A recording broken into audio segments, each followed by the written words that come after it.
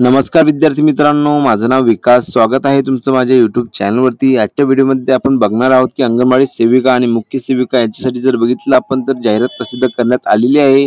यामध्ये तुम्हाला टोटल 272 जागेसाठी जाहिरात प्रसिद्ध करण्यात आलेली आहे. यामध्ये बघा तुमची शैक्षणिक पात्रता काय लागणार आहे, त्यासोबतच कोणकोणते डॉक्युमेंट तुम्हाला या भरतीसाठी लागणार आहेत आणि तुमची निवड प्रक्रिया कशा प्रकारे होणार आहे, याची सविस्तर माहिती मी तुम्हाला आजच्या व्हिडिओमध्ये सांगणार आहे. तर चला व्हिडिओला आपण सुरुवात करूया. तर बघा, एकात्मिक बाल विकास सेवा योजना आयुक्तालय यामध्ये जर बघितलं आपण तर सेविका आणि मुख्य सेविका पदोन्नती कोट्यातील निवडीने या प्रकारातील रिक्त पद भरती परीक्षा ऑनलाईन पद्धतीने अर्ज सादर करण्याबाबत तुम्हाला इथे विषय दिसून येणार आहेत की सेविका ते मुख्य सेविका यामध्ये जर बघितलं तर रिक्त पद भरती परीक्षा जे की ऑनलाईन पद्धतीने अर्ज सादर करण्याबाबत यामध्ये दिलेलं आहे की ही जी अर्जाची प्रक्रिया आहे ती ऑनलाईन पद्धतीने होणार आहे. यामधील सविस्तर माहिती मी तुम्हाला सांगणार आहे की कशा प्रकारे तुमची राहणार आहे. तर बघा, अंगणवाडी सेविका ते मुख्य सेविका पदोन्नती पात्र अंगणवाडी सेविका यांची दिनांक 30 एप्रिल 2025 ते 20 मे 2025 पर्यंत ऑनलाईन पद्धतीने अर्ज मागण्यात येत आहेत. बघा, ही जी तुम्हाला तारीख दिलेली आहे की 30 एप्रिल पासून अर्जाची सुरुवात होणार आहे आणि लास्ट तारीख जी आहे 20 मे 2025 असणार आहे. त्यासोबतच तुम्हाला संपूर्ण माहिती मी आजच्या व्हिडिओची सांगणार आहे. जर का तुम्ही चॅनलला सबस्क्राईब केले नसेल तर सबस्क्राईब करून घ्या, जेणेकरून तुम्हाला पुढील भरतीची अपडेट माझ्या चॅनलवरती मिळत राहील. तर बघा, या भरतीची संपूर्ण माहिती मी तुम्हाला आजच्या व्हिडिओमध्ये सांगणार आहे की कोणकोणते महत्त्वाचे पॉईंट आहेत जे की बघा तुमची शैक्षणिक पात्रता या भरतीसाठी काय असणार आहे आणि संपूर्ण माहिती तुम्हाला कशा प्रकारे दाखवल्या गेलेली आहे ते मी तुम्हाला सांगणार आहे. तर बघा, महिला व बाल विकास विभाग एकात्मिक बाल विकास सेवा योजना अंतर्गत मुख्य सेविका गट क संवर्गातील पदोन्नती कोट्यातील निवडीने एकूण 272 रिक्त पदांच्या भरतीकरिता बघा टोटल जी जागा आहे तुम्हाला इथे दिसून येणार आहे की 272 रिक्त पदांच्या भरतीकरिता 104 नागरी प्रकल्प कार्यालयात कार्यरत असणाऱ्या अंगणवाडी सेविका व मिनी अंगणवाडी सेविका ज्यांची 1 जानेवारी 2025 रोजी दिनांकास 10 वर्षे विनाखंड नियमित सेवा झालेली आहे व सद्यस्थितीत कार्यरत आहे अशा पात्र महिला उमेदवाराकडून या विभागाच्या म्हणजेच की ICDS.gov.in या संकेतस्थळावर फक्त ऑनलाईन पद्धतीने 30/4/2025 रोजी 11 वाजल्यापासून ते दिनांक 20/5/2025 रात्री 12 वाजेपर्यंत या कालावधीत अर्ज मागण्यात येत आहेत. बघा, 272 जागेसाठी जर बघितलं आपण तर अंगणवाडी सेविका आणि मुख्य सेविका या पदासाठी जर बघितलं तर जागा निघालेल्या आहेत.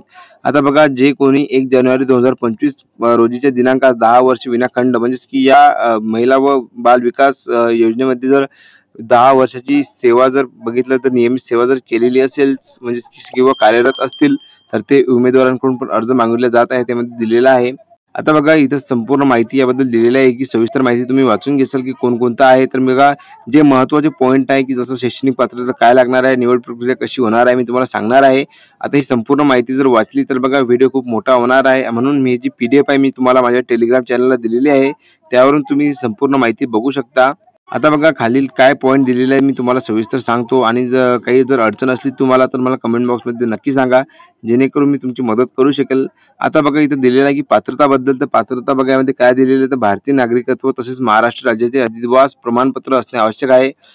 बघा, भारतीय नागरिकत्व आणि त्यासोबतच बघा तुम्हाला डोमेशियल म्हणजेच की महाराष्ट्राचे रहिवासी आहे म्हणून तुम्हाला डोमेशियल प्रमाणपत्र लागणार आहे. वयोमर्यादा जर बघितलं आपण तर उमेदवारांची वयाची गणना ही 1 जानेवारी 2025 दिनांकास करण्यात येईल. मुख्य सेविका संवर्गासाठी किमान व कमाल वयोमर्यादा बाबत तपशील खालीलप्रमाणे दिलेला आहे, जो की तुम्ही इथं बघू शकता. प्रवर्ग जर बघितला आपण तर बघा खुला तसेच दिव्यांग प्रवर्गातील सर्व उमेदवारांसाठी बघा प्रवर्ग बघितलं तर सर्व समान प्रवर्ग म्हणजेच की A to Z जे प्रवर्ग आहेत ते त्यासाठी जर बघितलं तर सर्व समान तुम्हाला इथे दिसून येणार आहे. महाराष्ट्र शासन महिला व बाल विकास विभाग मंत्रालय मुंबई शासन अधिसूचना दिनांक 4 जून 2021 मधील तरतुदीनुसार जर बघितलं आपण किमान 21 वर्षापेक्षा कमी नसावे व 45 वर्षापेक्षा जास्त नसावे. बघा, इथं वयोमर्यादा दाखवल्या गेलेली आहे की 21 वर्षापेक्षा कमी नसावे तर 45 वर्षापेक्षा जास्त पण नसावे. यामध्ये समान तुम्हाला वयोमर्यादा दाखवल्या जाणार आहे सर्व प्रवर्गासाठी. त्यासोबत बघा, शैक्षणिक अर्हता व अनुभव इथं दाखवला गेलेला आहे की काय लागणार आहे. तर बघा, निवड सूची वर्षामध्ये नमूद पदासाठी अर्ज करणे कामी प्रसिद्धी शासनाच्या दिनांक 8 मे 2023 अधिसूचनेनुसार दिनांक 1 जानेवारी 2025 रोजी उमेदवारांनी पुढील प्रमाणे शैक्षणिक अर्हता पूर्णतः धारण करणे आवश्यक आहे. बघा, पदाचे नाव तुम्ही इथं बघू शकता की मुख्य सेविका पर्यवेक्षिका आणि इथं जर वयाची अट आणि अनुभव पात्रता जर बघितलं आपण तर बघा, संविधानिक विद्यापीठाची पदवी धारण करणारी कोणत्याही शाखेची पदवीधर उमेदवार बघा कोणत्याही शाखेमध्ये तुमचं जर पदवी तुम्ही जर पात्र झालेले असाल तर तुम्ही अप्लाय करू शकता. त्यासोबत बघा, आणखी जर बघितलं आपण 2 नंबर पॉईंटला तर अंगणवाडी सेविका या पदावर विनाखंड व नियमित 10 वर्ष सेवा पूर्ण व सद्यस्थितीत कार्यरत असणारे कर्मचारी पात्र असतील. बघा यामध्ये हा क्रायटेरिया दिलेला आहे की बघा ज्यांची सेवा म्हणजेच की अंगणवाडी सेविकामध्ये 10 वर्ष पूर्ण झालेली आहे किंवा ते सध्या पण कार्यरत आहेत कामावरती, तर ते या पदासाठी अप्लाय करू शकतात. ते पात्र असतील यामध्ये उमेदवार यांनी क्लिअरली ते सांगितलं गेलेलं आहे. त्यासोबत बघा 3 नंबरला यांनी सांगितलेलं आहे की हिंदी व मराठी भाषा पास अथवा सुटीस पात्र. त्यासोबत 4 नंबरला MSCIT अथवा समकक्ष संगणक अर्हता पात्र. या 4 अटी तुमच्या असणं आवश्यक आहे, तेव्हाच तुम्ही या भरतीसाठी पात्र असाल यामध्ये क्लिअरली ते दाखवलं गेलेलं आहे. आणि वेतन श्रेणी जर बघितली आपण मुख्य सेविकासाठी तर बघा 35,400 ते 1,12,400 खूप छान अशी वेतन श्रेणी तुम्हाला इथे दिसून येणार आहे. आता ज्या कोणी महिला या भरतीसाठी अप्लाय करणार आहे त्यासाठी बघा तुम्हाला 10 वर्ष सेवा पूर्ण असणं गरजेचे आहे किंवा तुम्ही सध्या पण कार्यरत असाल तर तुम्ही अप्लाय करू शकता.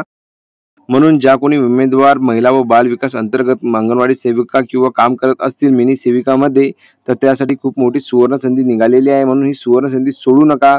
सॅलरी जर बघितली आपण तर खूप छान तुम्हाला सॅलरी इथे दिसून येणार आहे. आणि याची जर परीक्षा बघितली तर बघा ऑनलाईन पद्धतीने म्हणजेच की कॉम्प्युटर बेस्ड टेस्ट पद्धतीने घेण्यात येणार आहे. परीक्षेच्या प्रश्नपत्रिका वस्तुनिष्ठ बहुपर्यायी स्वरूपाच्या असतील. प्रश्नपत्रिकेतील प्रत्येक प्रश्नास 2 गुण ठेवण्यात आलेले आहेत. आता बघा परीक्षेचे स्वरूप तुम्हाला कशा प्रकारे दाखवलं जाणार आहे मी तुम्हाला समोर सांगतो. त्याआधी बघा परीक्षेचा निकाल जो आहे निवड सूची तयार करताना जर बघितलं आपण परीक्षेत ज्या उमेदवारांना समान गुण असतील अशा उमेदवारांचा प्राधान्यक्रम हा महाराष्ट्र शासन निर्णय सामान्य प्रशासन विभाग शासन निर्णय अंतर्गत जो आहे तुम्हाला क्रमावर लावला जाईल यामध्ये क्लिअरली ते दाखवलं गेलेलं आहे. आणि ही जी एक्झाम आहे ते TCS घेणार आहे. यामध्ये क्लिअरली दाखवलं गेलेलं आहे की TCS कंपनीकडून घेण्यात येणार आहे. कंपनीकडून जे परीक्षा घेण्यात येणार आहे आणि नॉर्मलायझेशन सिस्टीम पण राहणार आहे TCS करून, जे की तुम्हाला जे वेबसाईट आहे ICDS.gov.in या वेबसाईटवरती तुम्हाला संपूर्ण माहिती दिली जाणार आहे.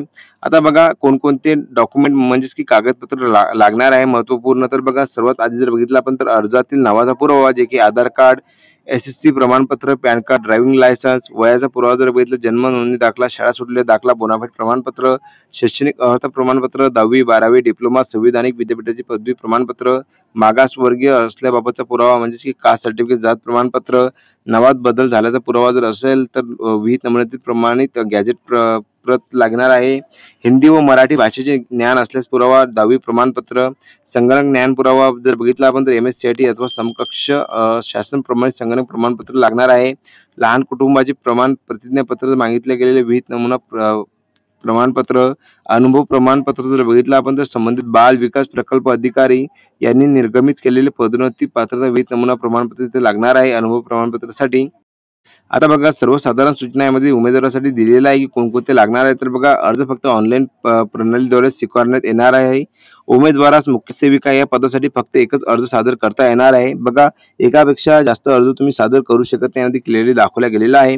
अर्ज सादर करण्याकरिता संकेतस्थळ ICDS.gov.in राहील. बघा अर्ज सादर करण्यासाठी तुम्हाला हे जे संकेतस्थळ दिलेलं आहे तुम्ही इथं बघू शकता. यावरून तुम्ही अर्ज सादर करू शकता.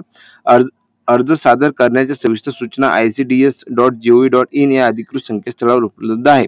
बघा अर्ज सादर करण्याच्या सविस्तर सूचना तुम्हाला या वेबसाईटवरती दिसून जाणार आहे. अर्ज भरण्याची अंतिम तारीख संगणकामार्फत निश्चित केली असल्याने दिलेल्या तारखेला व वेळेला बंद होणार आहे. त्यामुळे प्रशिक्षार्थी उमेदवारांनी मुदतीत अर्ज भरणे बंधनकारक राहील. बघा जे तुम्हाला तारीख दिलेली आहे त्या तारखेमध्येच तुम्हाला अर्ज भरायचा आहे. यामध्ये क्लिअरली सांगितले गेलेलं आहे. आता बघा या अर्जासाठी परीक्षा शुल्क फी किती लागणार आहे. तर बघा सर्व प्रवर्गासाठी जर बघितलं तर ₹1000 प्रमाणे परीक्षा शुल्क आकारले जाणार आहे. सर्व प्रवर्गासाठी ₹1000 मागितले गेलेले आहेत. आता बघा ऑनलाईन अर्ज सादर करण्याचे कालावधी तुम्हाला दिसून येणार आहे की 30/4/2005 पासून अर्जाची प्रक्रिया भरायला सुरुवात होणार आहे आणि 20/5/2025 12 वाजेपर्यंत या अर्जाची प्रक्रिया संपणार आहे. एवढं तुम्ही लक्षात घ्या.